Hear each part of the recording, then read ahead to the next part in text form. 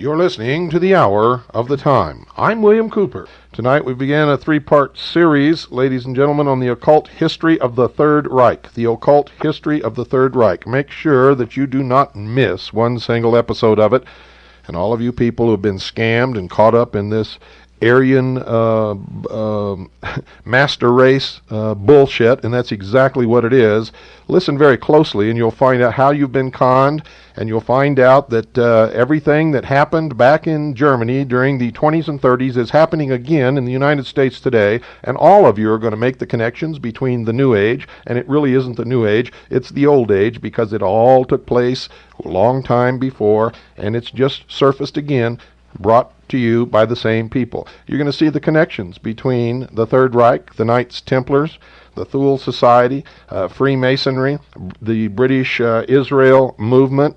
You're going to see that up until Helena Petrovna Blavatsky came along, there was no super race called Aryans, and you're going to find out all of these things linked together is going to bring you the most incredible sense of deja vu that you've ever experienced in your life.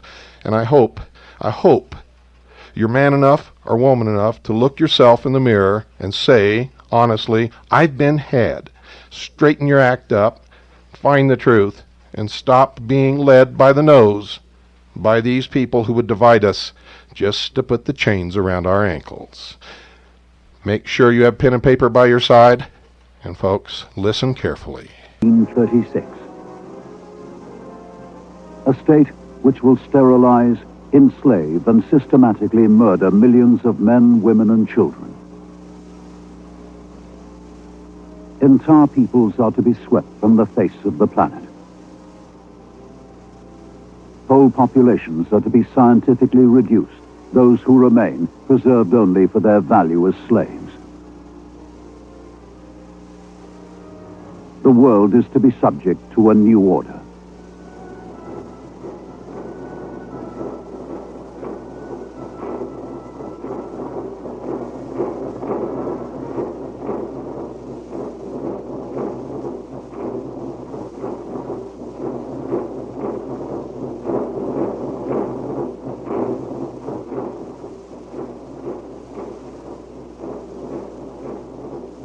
To foreign observers of 1930s Germany, National Socialism is an enigma. No conventional political explanation seems sufficient to account for such an alien phenomenon. A whole world of strange rituals and beliefs seems to have risen from nowhere to mesmerize millions of Germans.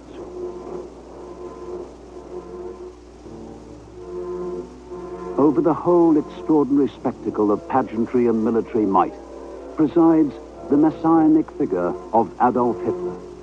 And everywhere there is a mysterious and ever-present symbol, the emblem of the swastika.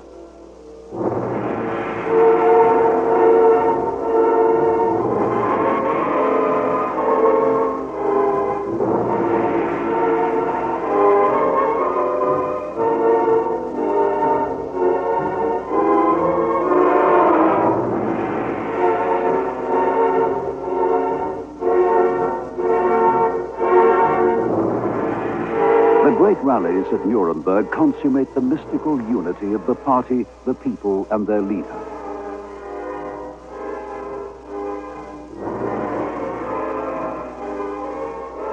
The climax of the Nuremberg rally is a mass display of up to 32,000 swastikas.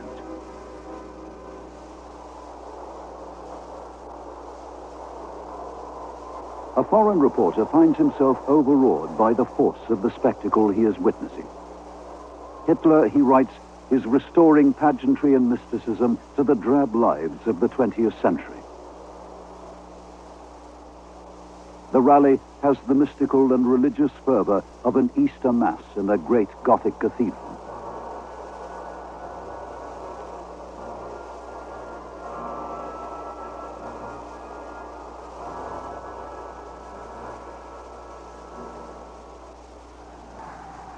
The ranks of the Hitler Youth sing of their newfound faith. No evil priest can prevent us from feeling that we are the children of Hitler. away with incense and holy water. The swastika brings salvation on earth.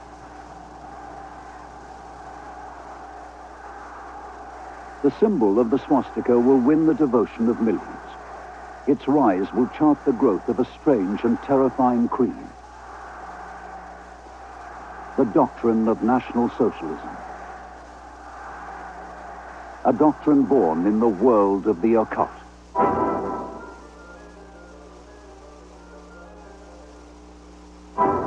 The mission of Aryan man.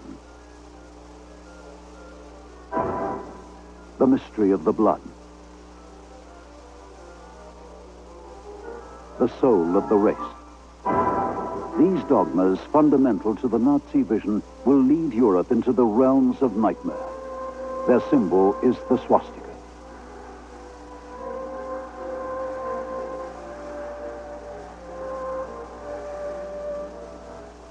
The swastika was adopted by the Nazi Party in 1920, but it was neither the party's invention nor its discovery.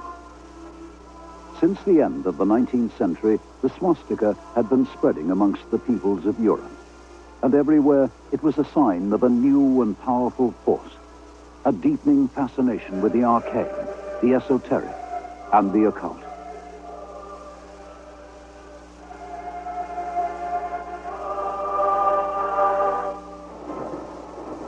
The revival of the occult in Europe has its roots deep in the trauma of the Industrial Revolution.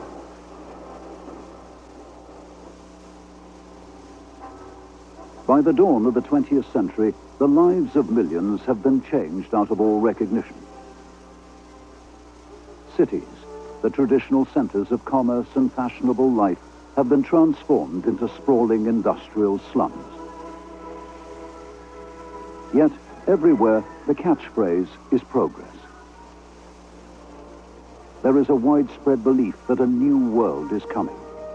A world in which the ills of the past will be cured by science, by technology, and by democracy.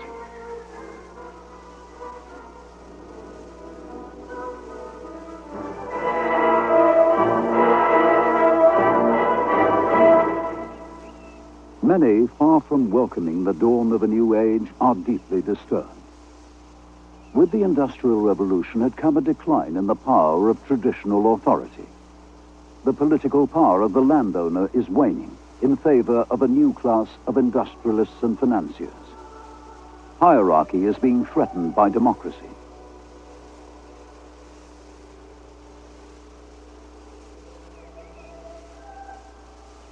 It appears to many as if the world of beauty and order is disintegrating before their very eyes. Worst of all, religion itself seems in mortal danger. Cherished beliefs, accepted as true for all time, are being questioned by science.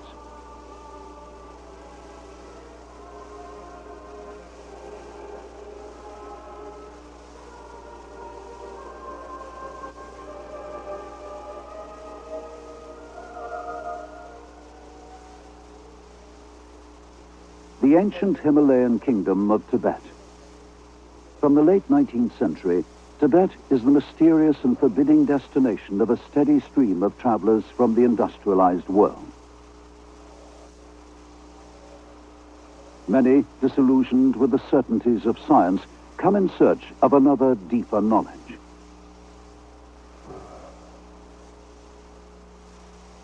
One such traveler is a Russian adventuress and self-proclaimed telepath, Madame Helena Petrovna Blavatsky. In 1888, Madame Blavatsky publishes a book, The Secret Doctrine, in which she claims that deep in an underground Himalayan monastery, she has been shown an ancient occult text. In it were revealed the mystical secrets of the universe and the future course of human history. In The Secret Doctrine, Madame Blavatsky describes the universe as having fallen from pure spirit into base matter, darkness, and chaos. But soon it will rise once more to reach the pinnacle of spirituality. Madame Blavatsky claims that this knowledge and more she has learned through initiation into the mysteries of 7 esoteric symbols. Of these 7 symbols, one she believed to be more potent than any other. The symbol is the swastika. In Tibetan mythology, the swastika is the sign of Agni, the god of the sun, of fire, and of creation. And always, whether clockwise or anti-clockwise, whether curved or straight-armed, it is the symbol of good fortune. For Madame Blavatsky, each cycle of creation has associated with it 7 stages of human evolution. Stages she calls root races. The race which will begin once more, the ascent from darkness to the light of the spirit, she names Aryan. In the occult teachings of Madame Blavatsky, the sign of the Aryan is the swastika.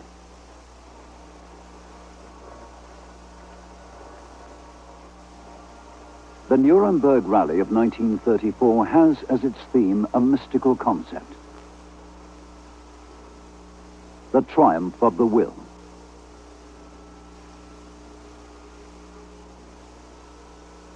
Homage is paid to a fundamental dogma in the Nazi creed of the swastika.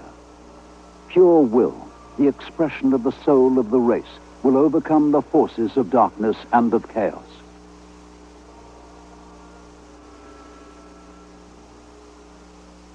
In the world of National Socialism, the race of light, of order, and of the spirit is the Aryan race.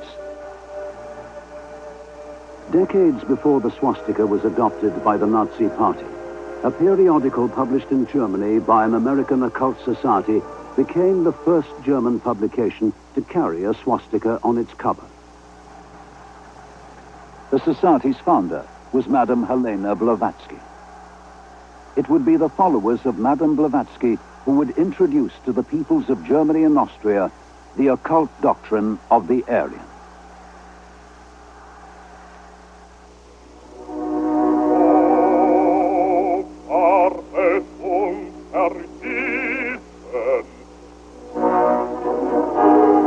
The Prussian-Austrian War of 1866 had left German-speaking Austrians an isolated minority in a predominantly Slavic Austria-Hungary.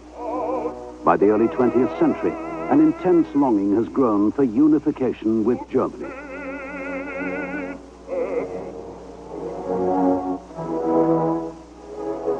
Hundreds of German-Austrian societies are founded, committed to the romantic revival of ancient Germanic mythology. A folk federation with a membership of over 100,000, calling itself the Germanenbund, holds festivals, founds a Germanic calendar, revives ancient rituals, and appeals for unity in a new spiritual German nationhood.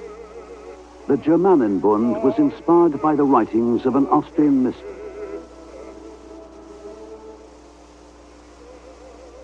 Guido von List, born in Vienna in 1848, claimed to have psychic visions of the past in which he was initiated into the secrets of the ancient Teutonic tribes.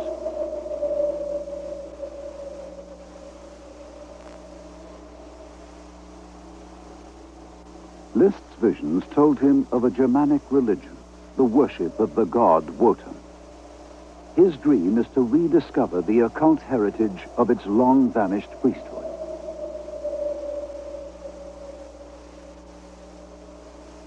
According to Norse legend, the god-magician Wotan, leader of the dead heroes of Valhalla, had won by suffering a priceless store of esoteric knowledge. He had discovered the secret of the runes. List knew that the runes were the alphabet of a primitive system of writing.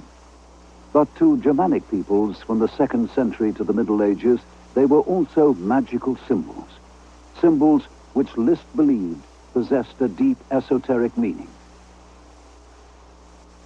Fa, the rune of wealth, wandering and destruction. The rune of wild oxen, regeneration and sacrifice. North, the compulsion of fate. Sea, the rune of the sun and of victory. To Guido von List, runes were the key to the occult knowledge of the ancient Germanic peoples. Within a decade of his death in 1919, the runes would have become elements in a new language, the language of National Socialism. The Sieg victory rune, emblem of the Hitler Youth. The double C, emblem of the Schutzstaffel, the SS.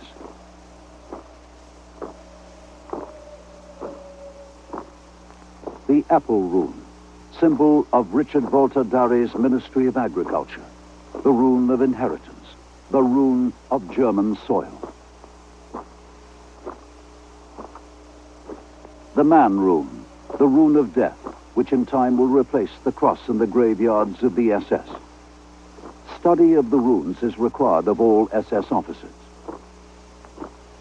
Of the many strange and mystical symbols which have found a place in the new order of National Socialism, one dominates all others.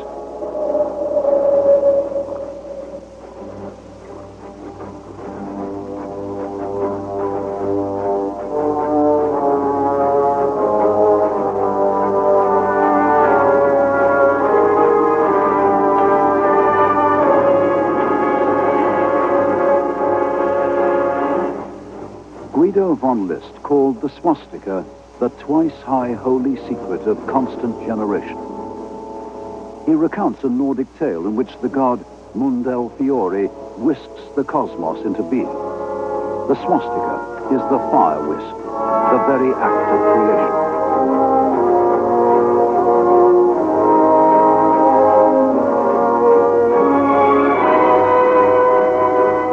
A Nazi hymn proclaims, "The time of the cross is gone now.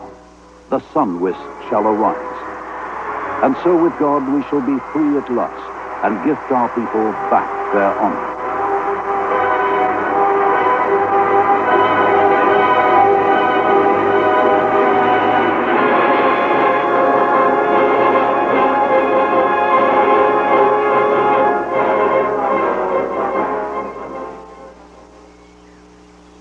By 1909, the occult visions of Guido von List have made him famous throughout the German-speaking lands.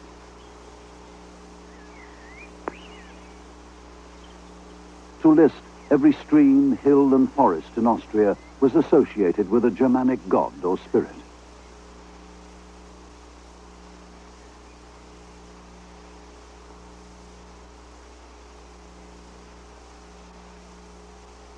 In the devices of heraldic shields, in the beams of Austrian houses, in folk customs and rituals, List claimed to see evidence that Austria was and always had been part of the German homeland. For 2 generations, German-speaking Austrians had looked to Germany for reassurance and a sense of identity. But events were about to occur which would place in doubt the very future of the fatherland itself. 1914, the Great War. For the first time in history, the might of industry is unleashed on the battlefield. Nothing could have prepared the peoples of Europe for slaughter on such an unimaginable scale.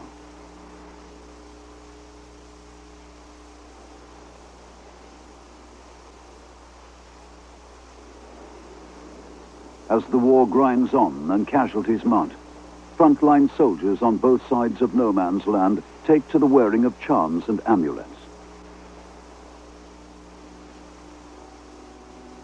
In the ranks of Germans and Austrians, the most popular of all magic talismans is the swastika.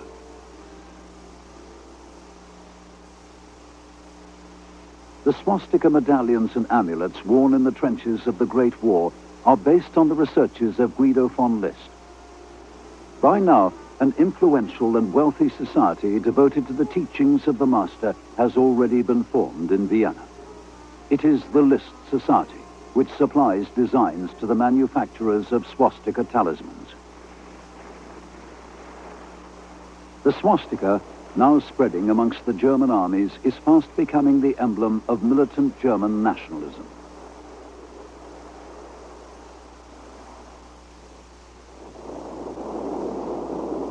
But since 1908, it had acquired another, even more ominous meaning. Shortly before the outbreak of the Great War, Liszt had incorporated the occult teachings of Madame Helena Blavatsky into his own German mythology. Now he no longer refers to ancient Germans or Teutons. Instead, the tribes who populate his visions he names Aryans.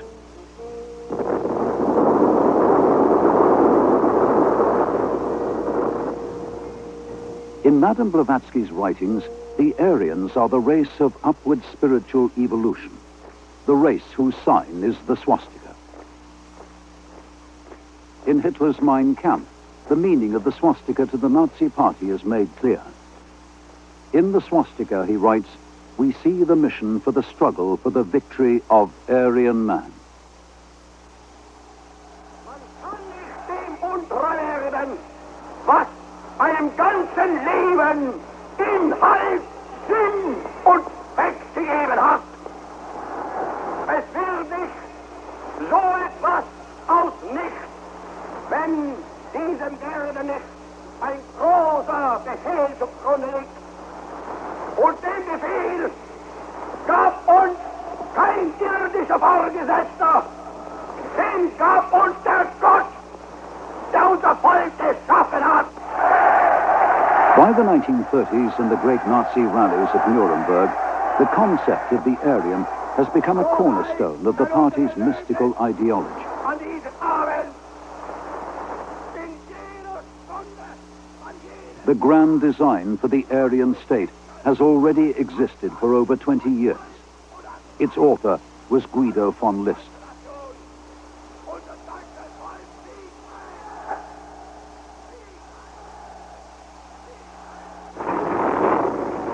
In the slaughter and misery of the Great War, the writings of Guido von List assume greater and greater significance for the soldiers of the German and Austrian armies. To List, the Great War is the conflict which will purge the world of evil and herald a new age. Democracy and materialism will be destroyed on the battlefields of Europe. Victory will usher in an Aryo-German empire.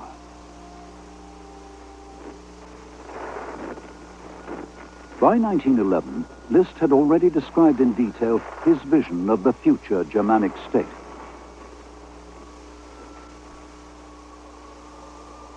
It will be a strict hierarchy in which leaders will be obeyed without question. It will be patriarchal, with full rights only for the male heads of family. Only Aryans will be entitled to citizenship.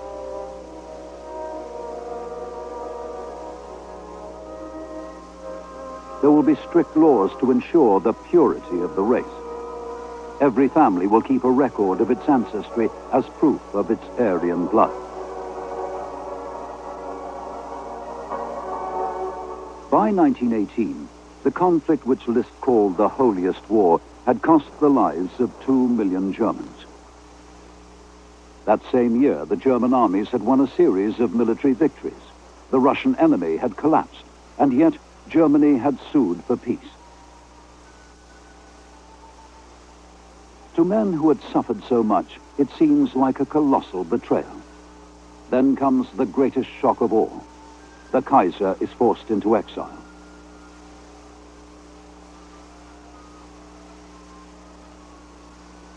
The terms imposed on Germany by the Treaty of Versailles are harsh and punitive. Key industrial regions must be handed over to the victors. The German army is to be reduced to a fraction of its former strength. Heavy reparations must be paid when war has already left the German economy on the verge of collapse. The Versailles Treaty will fatally undermine the authority of the new Weimar Republic. The ministers who signed its terms will become known as the November criminals.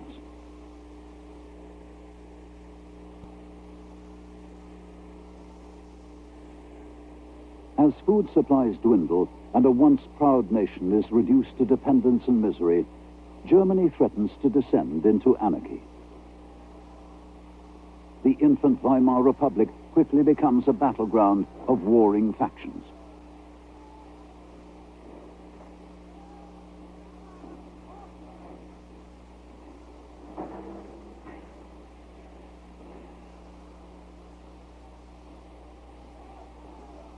In the major cities, revolutionary socialist republics are declared by councils of workers and soldiers.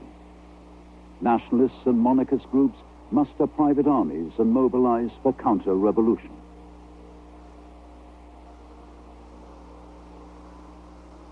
Behind the factions on both sides is the hidden hand of conspiracy. Among the many shadowy groups organizing nationalist counter-revolution is the wealthy and powerful Thule Society. Thule is the Munich lodge of the nationalists and anti-Semitic German order. The German order is dedicated to the occult teachings of Guido von List. On November the 9th, 1918, Rudolf von Sebottendorf, master of Thule, addresses a hastily convened meeting of the lodge. Socialist republics have been declared in both Munich and Berlin. Yesterday, we experienced the collapse of everything which is familiar, dear, and valuable to us. I am determined to pledge Thule to this struggle. Our god is Balvata. His rune is the Arun. The Arun signifies Aryan, primal fire, the sun, and the eagle. Thule will fight until the swastika rises victoriously out of the icy darkness. In the following months, along with other nationalist groups, Thule stockpiles weapons and trains volunteers. On April the 30th, 1919, 20,000 men, including strong detachments armed and led by Thule, storm Munich in a bloody counter-revolution. On the helmets of many nationalist volunteers is the emblem of the swastika. The success of Thule in the 1919 Munich counter-revolution would have far-reaching consequences for the Germany of the 1920s. A shadowy organization devoted to arcane rituals and the creation of an Aryan empire would attract support from the highest levels of German society.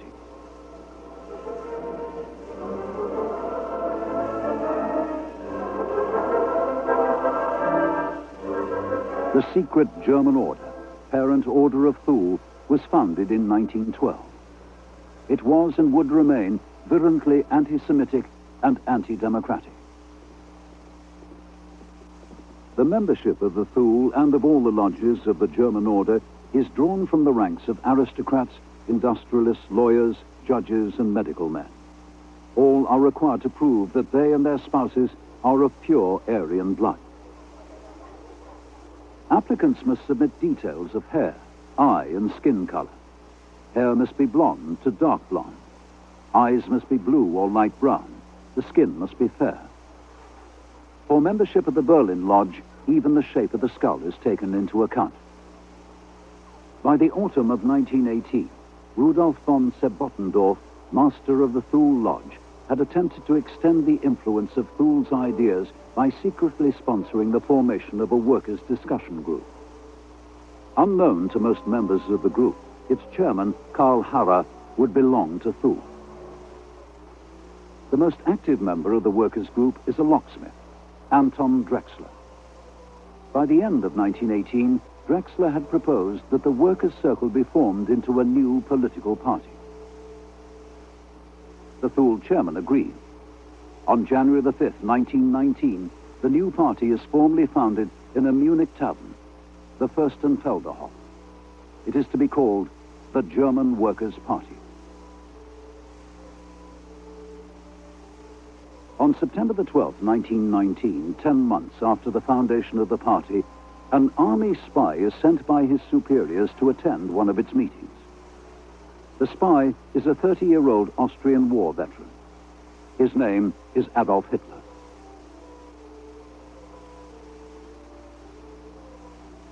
Within weeks, Hitler has joined the party, become a regular speaker at beer hall political meetings, and has been appointed to the party's steering committee. Within 4 months, the party has changed its name. It has become the National Socialist German Workers' Party. On May the 20th, 1920, the swastika was formally adopted as the symbol of the new Nazi party. The form chosen, straight-armed and anti-clockwise, was chosen by Adolf Hitler himself.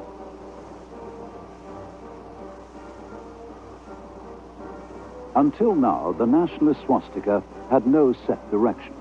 The swastika talismans of the Great War were vertical and tilted, clockwise and anti-clockwise. Hermann Goering, future chief of the German Air Force, as a nationalist volunteer of 1919, wore a vertical anti-clockwise swastika. In the ranks of the nationalist counter-revolutionaries, both clockwise and anti-clockwise forms were commonplace. The curved swastika of Thule, chosen from the many popularized by Guido von List, will not be forgotten by the party to which Thule gave birth. It will live on the belt buckles of the brown-shirted stormtroopers. The ceremonial swords of the Luftwaffe will bear the Thule swastika. Decorations for anti-partisan warfare on the Eastern Front will display the Thule dagger and the curved swastika. Whatever the form in which the swastika will appear in the banners and regalia of National Socialism, its meaning will remain the same. It is the meaning claimed for it by Madame Blavatsky and Guido von List. It is the sign of creation, the sign of the mystical destiny of Aryan man. By the 1920s, the spread of Charles Darwin's theories of evolution has had a profound impact on nationalist consciousness. A new explanation for the differences between cultures and for the rise and fall of civilizations is now possible. Increasingly, laws of inheritance are believed to be the key to history. The artistic achievements of a nation, its courage in war, its temperament, even its spiritual life, are all believed to be the legacy of race. It is a belief that will culminate in the official Nazi doctrine that each race has its soul, and each soul its race.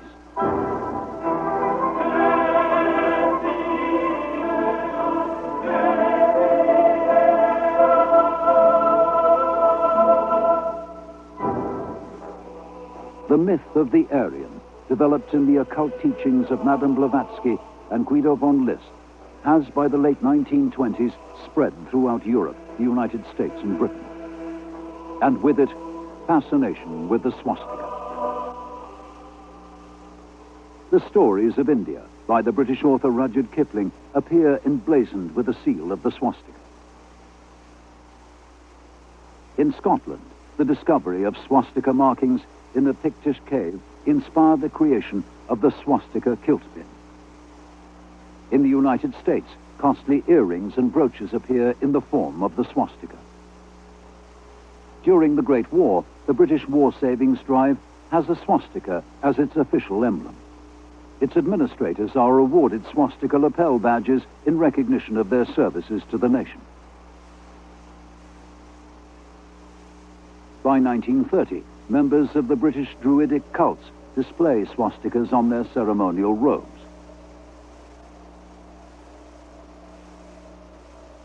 In 1932, an English periodical appears with the title, The Superman. It is devoted to physical culture, and on its cover is a border of swastikas. The Superman, as well as features on sport and health, carries articles by respected British scientists, warning of the racial contamination of Saxon Britain. Und ich weiß, das kann nicht anders sein. Denn ihr seid Fleisch von unserem Fleisch und Blut, von unserem Blut. Und in eurem jungen Gehirn brennt derselbe Geist, der uns beherrscht.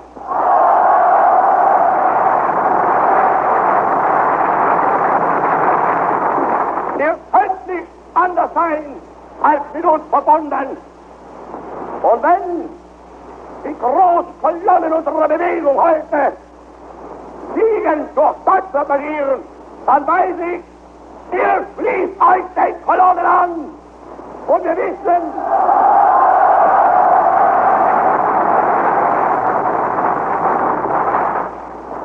vor uns liegt Deutschland, in uns marschiert Deutschland und hinter uns kommt Deutschland.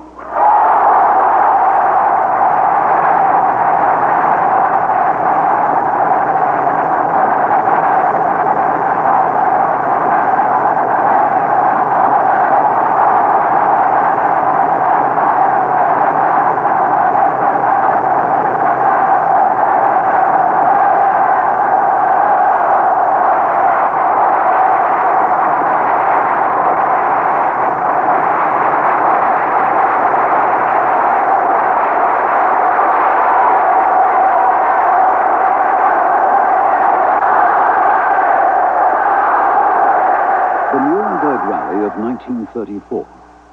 The Führer, addressing the massed ranks of the Hitler Youth, speaks of Germany, of the blood, and of the continuity of the race. In the coming year, a series of new German laws will be signed into existence by Adolf Hitler. The first Reich law of citizenship will divide the people of Germany into two classes. Those of pure Aryan blood will be full citizens of the Reich.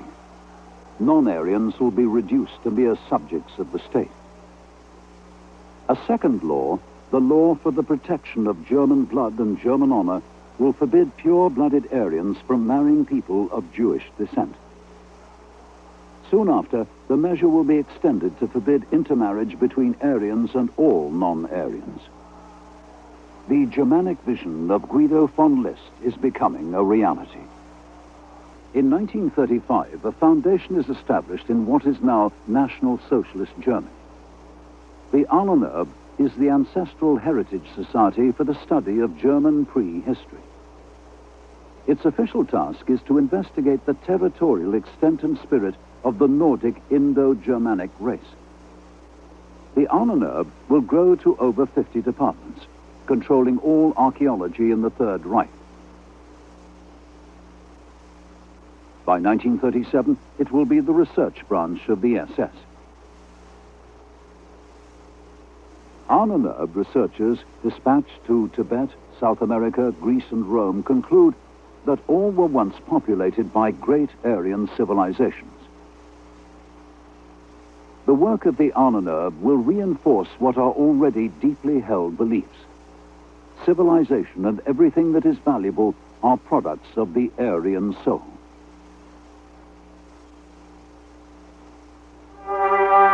The way is open for Adolf Hitler to claim, if we divide the human race into three categories, founders, maintainers, and destroyers of culture, the Aryan stock alone can be considered to represent the first category. Munich, 1937. National Socialism celebrates the history of the Aryans and the sacred mystery of the swastika.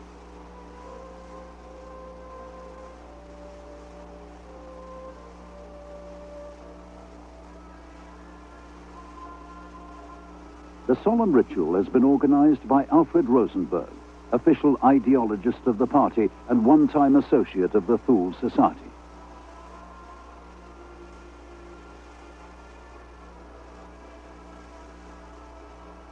Today, Rosenberg proclaims, a new mythos is dawning, the mythos of the blood, the belief that the godly essence of man himself is to be defended through the blood. The Nordic race represents the mysterium which has overthrown and replaced the old sacraments. Already in the rituals of the Hitler Youth, the Christian Gospels have been replaced by readings from Mein Kampf. In the League of German Maidens, the compulsory youth organization for girls, the religious rites of a mythical Aryan past are reenacted. The sun-whisked swastika is carried in procession. The loom of fate and destiny of Nordic legend is woven once more. By 1939, the very word Christmas has been banned from official use. In children's books, there are no references to Christ, to angels, or to shepherds. Instead, there are emissaries of nature and the power of the sun. Concerted efforts are being made to convert Christmas into a festival of light. In the National Socialist calendar, the summer solstice has become an official holy day. The swastika is revered as the sign of the sun and of creation. Ceremonial fires are lit all over the Reich. In nocturnal rituals, fire incantations are recited by the assembled worshippers of the new Nordic faith.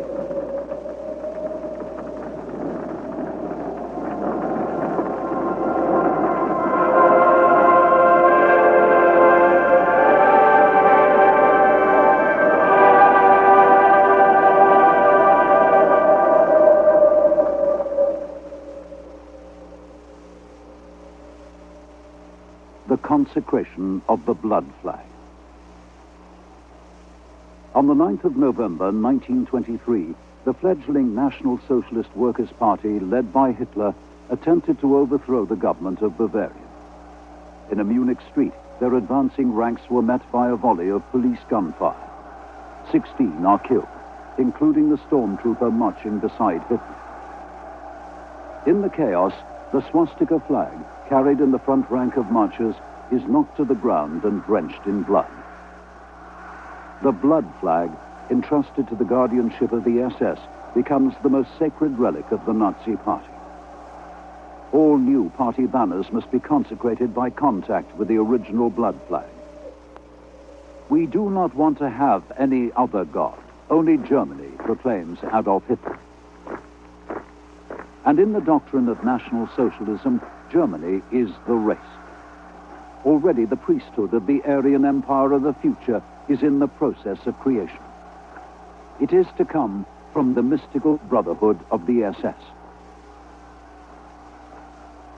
The SS, first created as the personal bodyguard of the Führer, will become a state within a state. Its members are chosen as the most perfect living examples of Aryan man. Even a single filled tooth will bar a candidate from entry to the racial elite of the Reich. Each applicant for SS membership must prove his German ancestry to 1750. He must undergo thorough instruction in racial biology. He must study the mystical destiny of Aryan man. He must be obedient without question and loyal to the death. In the Aryan Empire of the future, the SS are to be the incorruptible guardians of the purity of the race.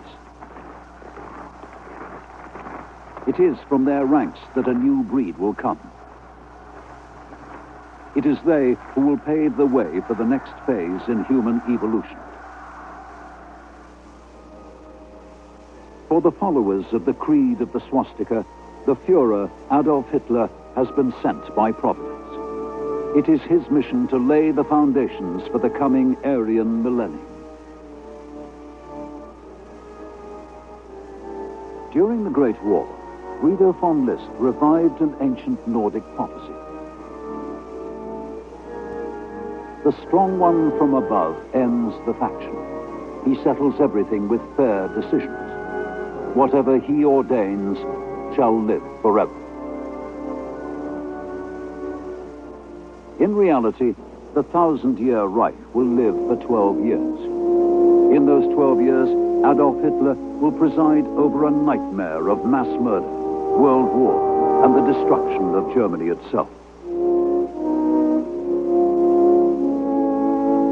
And yet, long before the rise of Hitler, or even the foundation of the National Socialist Party, the seeds had been sown. Germany had inherited a legacy which would pave the way to the most horrifying chapter in human history.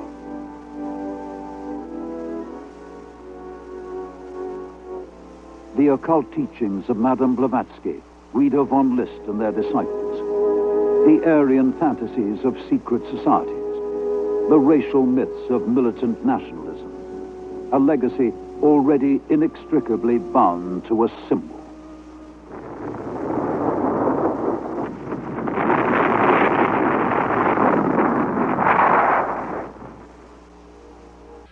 Well, folks, I've been trying to tell you for a long, long time, and, to put it bluntly, and as an understatement, you ain't heard nothing yet. Don't you dare miss tomorrow night or Wednesday night's episode of The Hour of the Time. If you listened closely tonight, and if you listen closely again tomorrow night, you will know why the chairman of the Joint Chiefs of Staff, the new chairman appointed by Clinton, lied about his father, whom he said was not really a member of the SS. He was conscripted. There's no such thing as a conscripted member of the SS, ladies and gentlemen. The man is a liar. He's covering up his father's Nazi past and his willing enlistment in the SS, and therefore probably is one of the ones who have received the heritage passed down from his father. And I don't believe he would be the chairman of the Joint Chiefs of Staff if he were not a National Socialist. Remember, what you're learning is there really is nothing new under the sun.